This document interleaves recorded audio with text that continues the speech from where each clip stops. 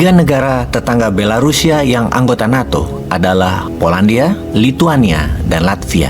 Ketiga negara ini protes keras kepada Belarusia, terutama kepada kamratnya Putin, presiden Belarusia yang berusia 68 tahun, yang berkuasa di Belarusia ketika umurnya 40 tahun, di tahun 1994. Sampai sekarang, bahkan di tahun 2020, jabatannya dipertanyakan, disengketakan.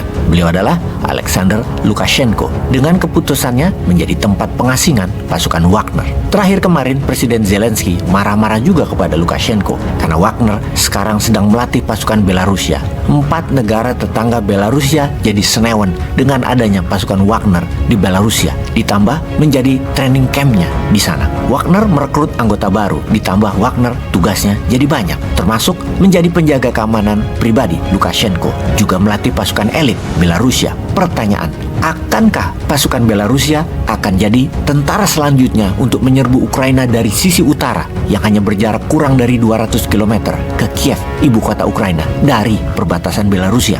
Kita lompat sebentar informasinya. Dalam video ini terlihat Ramzan Kadyrov menandatangani surat perjanjian kerja dengan Kementerian Pertahanan Rusia. Считаем, что все возможности для этого есть. Мы будем готовы обсуждать вопрос развития малого, среднего строительства, инвестиционных работ уже ведем какой-то. Сейчас вот очень лично все поговорить, пожать руки. Уверен, что у нас получится.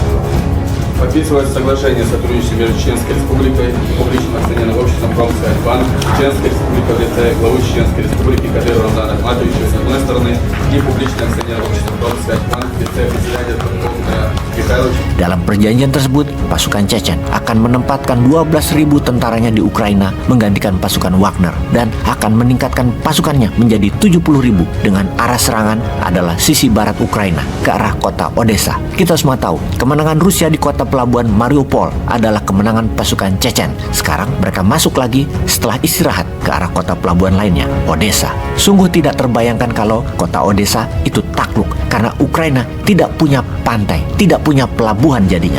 Namun kita juga semua tahu perang di Eropa tidak pernah sebentar, pasti lama, panjang, dan merugikan. Wagner pada tenggat batas waktu 1 Juli 2023 menolak tawaran Sergei Shoigu, Menteri Pertahanan Rusia, agar tentara Wagner bergabung dalam struktur militer di Tentara Federasi Rusia. Ada tanda kepangkatan. Ternyata Wagner tetap memilih menjadi soldier of fortune, per kontrak, per pertempuran, tanpa struktur, satu tugas, satu bayaran. Di sisi lain, pengamat intelijen pertahanan mengomentari masuknya Wagner ke Belarusia sebagai strategi masuknya pit stop, istirahat sejenak, ganti ban dan isi bensin. Posisi Wagner di Ukraina pun segera digantikan oleh pasukan Chechen dengan mengirimkan pasukan elit Ceknya, pasukan Akhmat yang bersimbol kelelawar hitam. 12.000 pasukan Akhmat sudah dideploy ke Ukraina sekarang. Ini juga pastinya yang membuat berang Zelensky. Ancaman dari utara kemungkinan dari Wagner atau tentara Belarusia. Ancaman dari barat sudah masuk dari selatan oleh pasukan Akhmat Chechen Warrior. Sahabat, melihat perang di Ukraina ini, kita Indonesia harus bercermin. Papua Nugini kemarin menandatangani kerjasama dengan Amerika ketika Blinken, Menteri Luar Negeri Amerika, di sana baru-baru ini membuat perjanjian. Yang isi perjanjian tersebut, Amerika boleh menggunakan Papua Nugini sebagai sarana militer. Tentara Amerika boleh masuk kapan saja, pakai tanda kepangkatan dan baju militer, bahkan pakai battle suit atau pakai baju perang sekalipun boleh gunakan tanah Papua Nugini. Dan ini kalau kita sadar adalah ancaman, mengingat Pulau Papua kita punya separuhnya yang ada emasnya itu loh. Kita ini sepinter Putin nggak ya? Punya Chechen, punya Wagner, punya Belarusia. Peace.